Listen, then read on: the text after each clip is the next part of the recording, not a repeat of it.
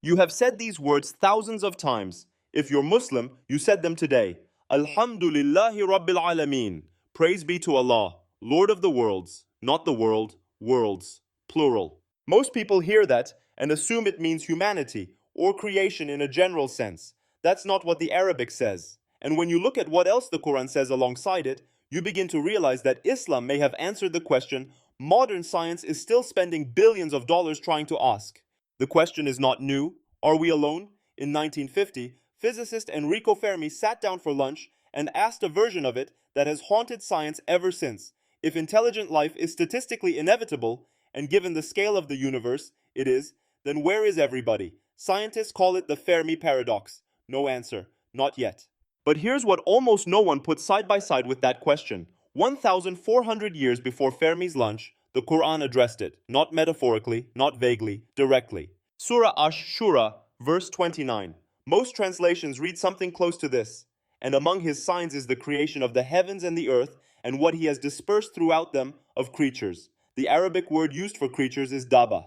In classical Arabic, daba does not mean angels, it does not mean spirits, it means living, moving, physical creatures, the same word the Quran uses elsewhere to describe animals walking on earth. And the verse says Allah has dispersed them throughout the heavens and the earth, not on the earth, throughout the heavens and the earth. This is not a new interpretation invented to make Islam sound modern. Ibn Kathir, one of the most respected classical scholars in Islamic history, commented on this verse in the 14th century. He wrote that it indicates the existence of living creatures in the heavens. That was 700 years before the first telescope, 600 years before anyone knew other galaxies existed. Now just return to the opening where we started. Rabbil Alamin. The word Alamin is the plural of Alam, which means world, not universe as an abstract concept, worlds. Islamic scholars debated for centuries exactly how many worlds this refers to. Some said 70,000, some said 80,000, not one of them said one. And then there is Surah Al-Isra, verse 44. The seven heavens and the earth and all that is within them glorify Him, all that is within them. The Quran describes seven heavens filled with things that praise Allah, not empty space, not void, inhabited. The assumption most people carry is that religion exists to place humanity at the center, to make us feel cosmically special, cosmically necessary.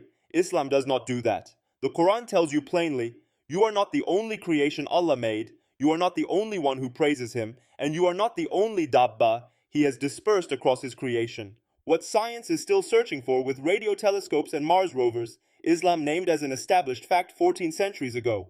Now here is the part that reframes everything you just heard. The Fermi paradox, the great silence, the absence of contact, has an Islamic answer that almost no one has noticed. Surah Al-Rahman, verse 33.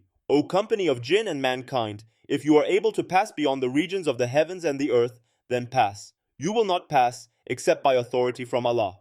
The Quran does not say other creatures don't exist. It says crossing between those boundaries requires something you do not have. Not technology, not intelligence, authority. Perhaps the silence is not absence. Perhaps it is a closed door, and neither side has been given the key yet. Every night, you look up at a sky containing 200 billion galaxies and wonder if anything looks back. According to the Quran, something does. Something is looking back at you. It may simply be praising the same Lord you do, in a language you haven't been permitted to hear.